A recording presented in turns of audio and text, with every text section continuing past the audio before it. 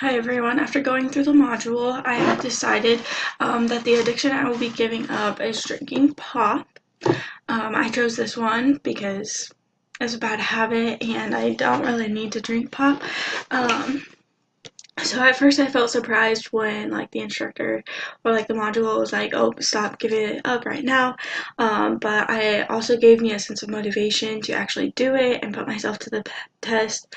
I've tried giving up pop before, especially I did it for 2 or 3 months before I took a trip to Ireland, just because I knew that we would be parade marching in Ireland, and I just wanted to work on getting back into shape a little bit before then. So I stopped drinking pop, but then vacation did me well and I started drinking pop again there, and then that has continued on since.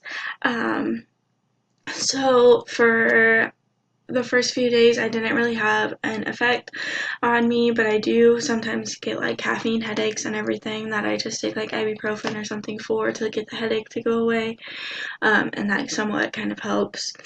Um, for question number 4 about the people in your life helping you, um, I said that my best friend, she doesn't drink pop, so anytime that I would go to drink pop, she's like, ew, that's gross, why do you drink pop, kind of thing. In the nicest way that she can. And then when I tell my mom my goal is to stop drinking pop, she always makes sure that I don't.